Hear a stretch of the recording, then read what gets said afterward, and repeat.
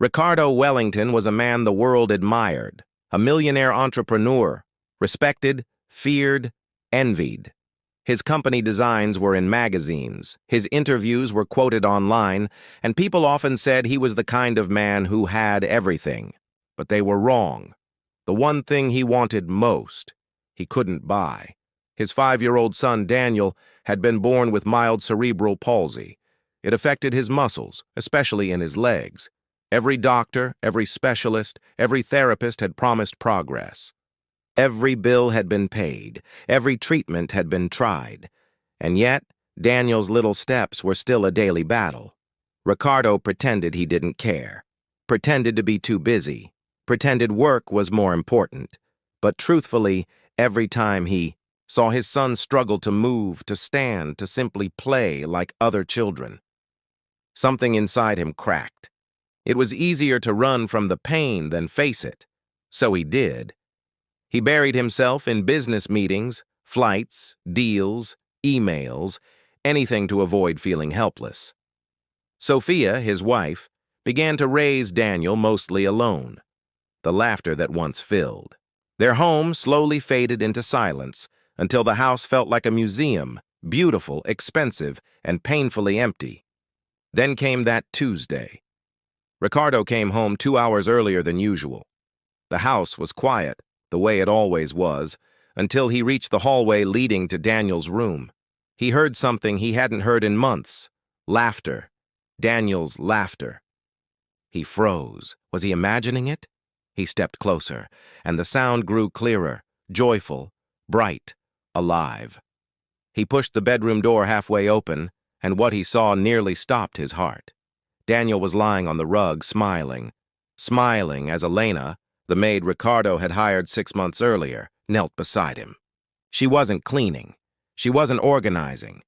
She was holding his tiny legs in her hands, guiding them through rhythmic movements, stretching muscles with careful precision. "Good job, champ," she murmured, her voice warm and encouraging. "Just one more. I know you can do it." Daniel strained, and his right foot lifted, just a few centimeters, but higher than Ricardo had ever seen. Elena's face lit up. "That's it! That's my warrior!" Daniel giggled. Ricardo's throat tightened. The room felt brighter, warmer, alive in a way he hadn't seen since his son was born. Then, Sophia appeared beside him, holding a cup of tea. Her eyes softened when she saw the scene. "She's been helping him like this every afternoon," she whispered. "Daniel trusts her, and he's getting better." Ricardo's jaw clenched. "You knew she was doing this, without consulting me?" His voice was sharp, too sharp. Sophia lowered her eyes. "I knew, and I didn't tell you because you stopped listening a long time ago." Her words hit him harder than he expected. Later that day, Ricardo called Elena to the kitchen. She stood in front of him, hands clasped, posture straight, eyes lowered. "Elena," he began, trying to sound controlled. "Explain what I saw." Her voice remained calm, steady. "Mr. Wellington." Daniel needed someone to believe in him, so I helped. "You are not trained," Ricardo snapped. "You are a maid. You had no right to touch my son's therapy."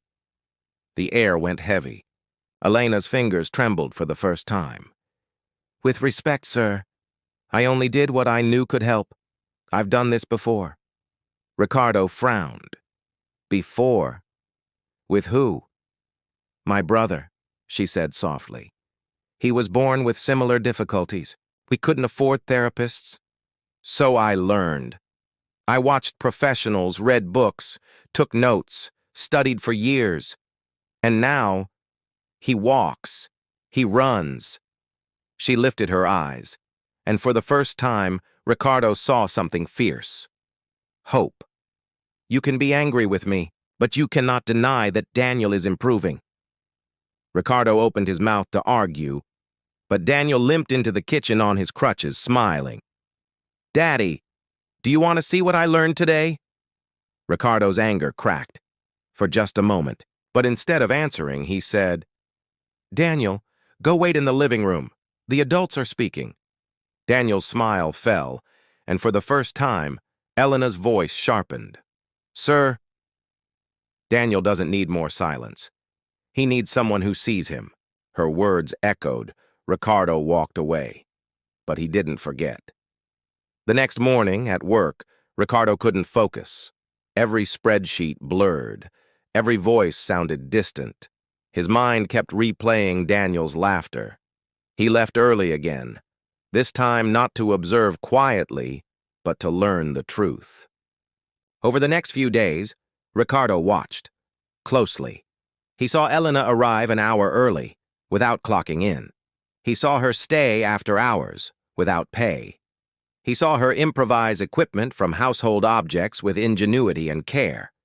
He saw love, not pity, not obligation, love. And then one evening, his curiosity consumed him. He followed her after work. Elena took 2 buses to a worn-down neighborhood and walked into a community center. The sign was old. The paint was peeling. But inside, children with disabilities filled the room, laughing, stretching, playing, exercising. And in the center of it all, Elena, guiding them with the same patience, the same glowing joy, the same belief she gave to Daniel. Then Ricardo saw him, a teenage boy running across a small outdoor court, fast, confident, strong. Elena's brother, Ricardo whispered. The boy who doctors said would never walk. Ricardo walked toward Elena slowly. She stiffened when she saw him. Mr. Wellington, why are you here? To understand, Ricardo answered quietly. They sat on a bench. Elena stared at the court, voice barely above a whisper. When my brother was diagnosed, my mother cried every night. We had no money for therapy, no professionals, no hope.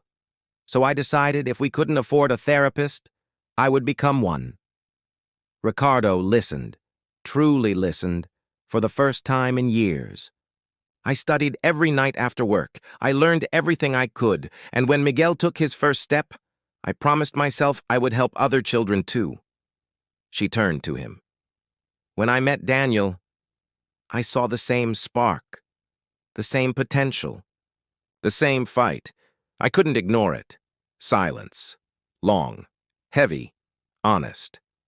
Ricardo swallowed the guilt rising in his throat. How did you learn all of this? He finally asked. Observation alone doesn't teach precision like that. Elena hesitated. I have a degree, she said quietly. In pediatric physical therapy. Ricardo's chest tightened. Then why? Why are you a maid in my house? Her answer cut deeper than any insult could have. Because no clinic wanted to hire a black therapist from a poor neighborhood. They said I lacked the right image for their patients. Ricardo exhaled sharply, ashamed. He had hired based on image, too. The next morning, something happened that changed everything. Ricardo walked into the living room and froze. Daniel was walking, no crutches, no support, slow, careful, but walking. Elena stood behind him, hands slightly extended, not touching, just ready to catch him if needed. Daniel's face glowed with pride. Daddy, look, I did it. Ricardo's heart shattered.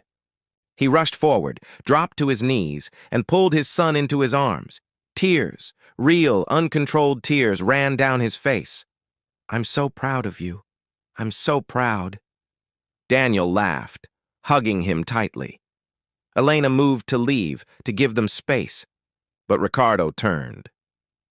Elena. Please stay.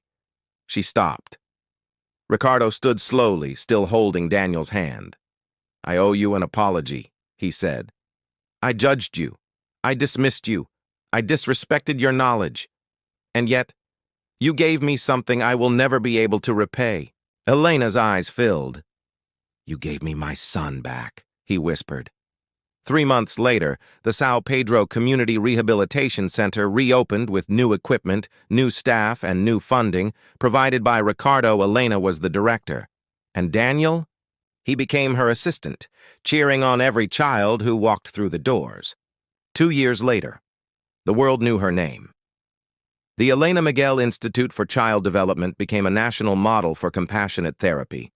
Medical schools studied her methods. Parents traveled across the country for her care. Children who were once told never began saying, "Watch me."